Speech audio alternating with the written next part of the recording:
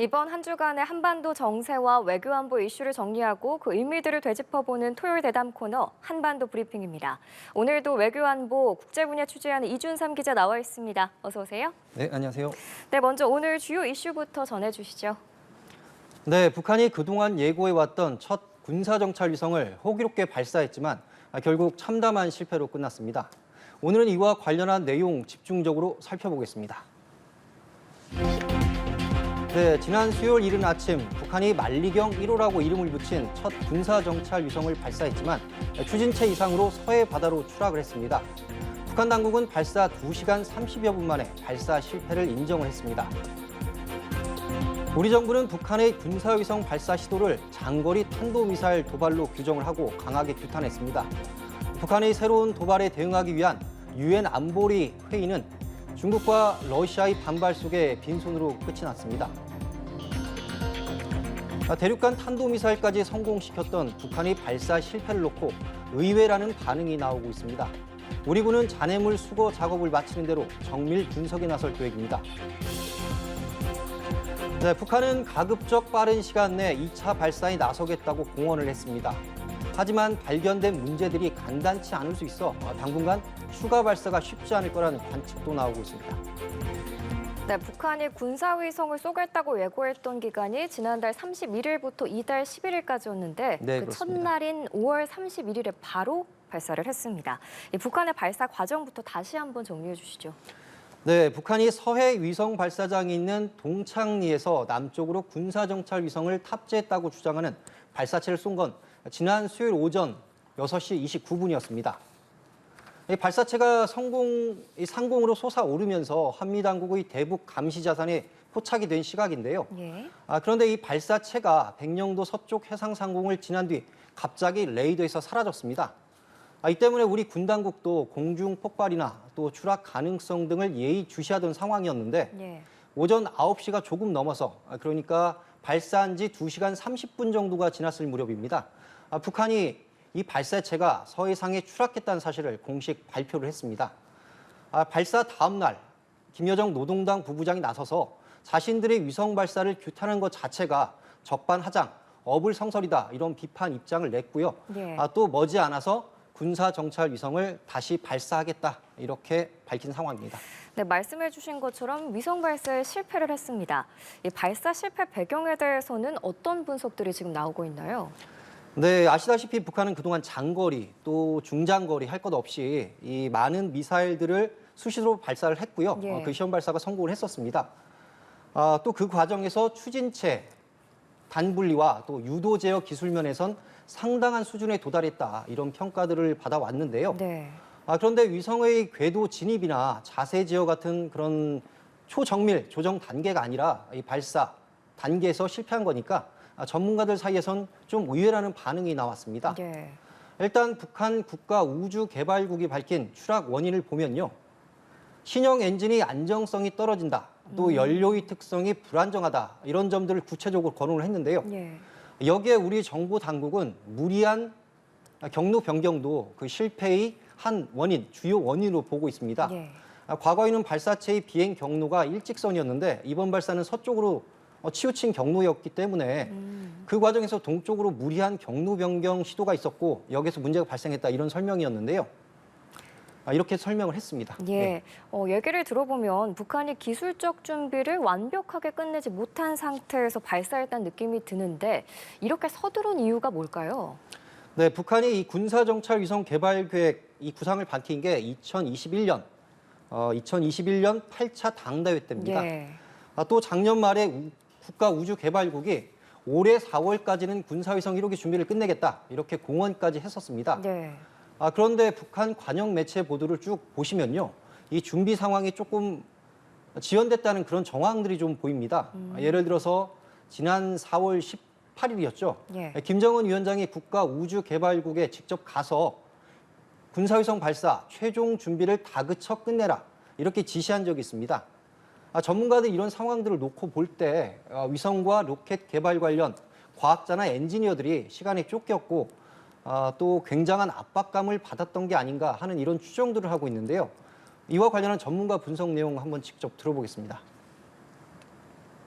북한의 조선중앙 텔레비전 프로그램에 과학자의 양심과 보람이라는 프로그램이 있거든요. 네. 거기 보면 위성과학자 부부가 나와요. 근데 부인 직함이 북한 과학원 소장이에요. 거기서 어떤 발언을 했나요? 거기서 이런 말이 나와요. 우리 같은 과학자들이 재구시를 못해서 총비서 정직께 죄송하다 이런 대목이 나오거든요. 그러니까 계속 그 기술 개발하는데 쫓긴 거죠. 네, 우리 정부 당국은 여기에 더해서 통상 20일 정도가 소요되는 준비 과정을 단 며칠로 단축을 하고 또 발사장 공사가 마무리되지 않은 상황에서 발사한 것으로 보인다면서 최근 우리 누리호 발사 성공에 자극을 받은 측면도 있어 보인다. 이런 분석을 내놓기도 했습니다. 네, 한편 서해상에서는 이 낙한 북한 발사체 잔해를 인양하기 위한 작업이 이루어지고 있습니다. 현재 어떻게 순조롭게 진행이 되고 있나요? 네, 서해상에 추락한 북한 발사체는 전북 군산 어청도 서쪽에 200km 해상에서 발견이 됐습니다. 예. 발견 당시에는 일부가 수면 위로 노출된 상태였는데 지금은 75m 해저에 완전히 가라앉은 상태입니다.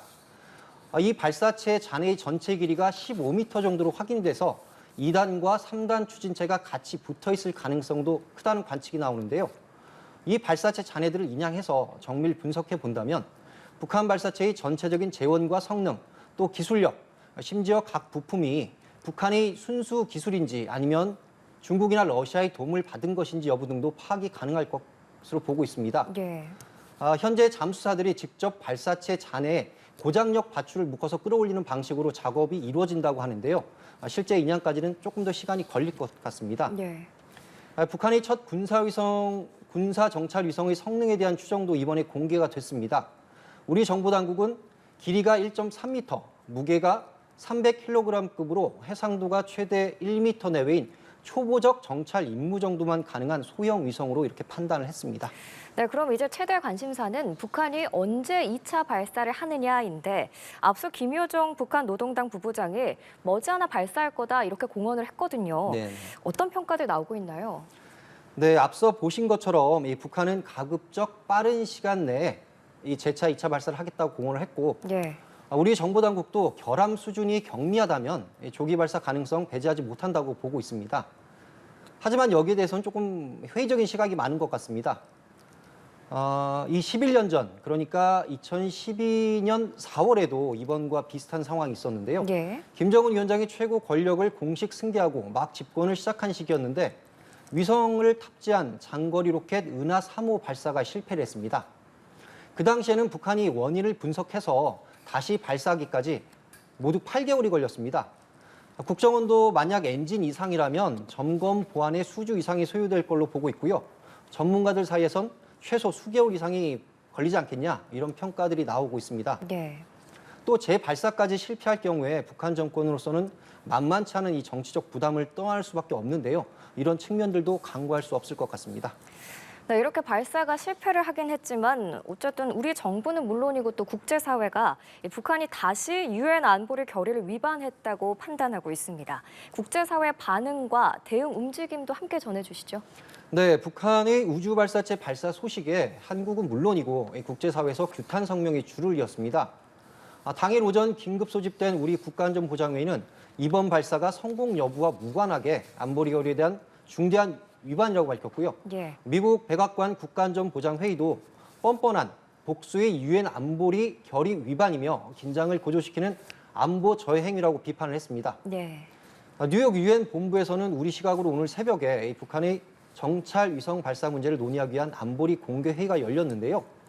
미국과 일본 등 이 회의 소집을 요청한 국가들과 또 이해 당사국이죠. 한국 대표들이 북한을 강력히 규탄했습니다.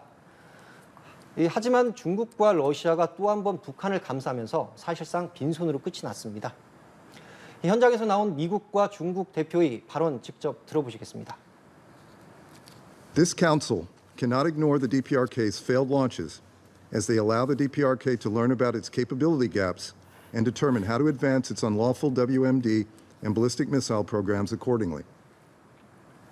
安理会怎么做才是发挥建设性作用呢？一味指责某一方，把所有的责任都推向某一方，是建设性的吗？显然不是。这样做只会激化矛盾，加剧刺激，给本已紧张的半岛局势注入新的不确定因素。 네, 최근 국정원 국회 보고에서는 김정은 위원장의 건강 상태, 또 최근 북한 내부 상황에 대한 보고가 이뤄졌다고 하는데요. 어떤 내용들인지 한번 얘기해 주시죠.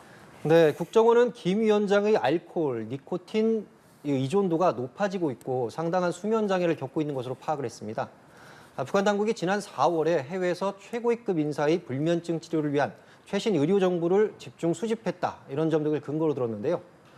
김정은 위원장의 체중은 인공지능 분석 결과 약 140kg 중반으로 평가됐다고 합니다.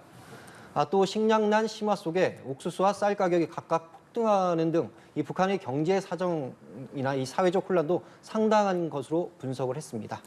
네, 첫 군사정찰 위성 발사를 강행한 북한이 재발사까지 애고하면서 한반도 정세 불확실성은 당분간 계속 높아질 걸로 보입니다. 우리 경계태세도 허점은 없는지 다시 한번 되돌아보고 점검하는 계기로 삼아야 할 것 같습니다. 오늘 한반도 브리핑 여기에서 마치겠습니다. 이준삼 기자 수고하셨습니다. 네, 감사합니다.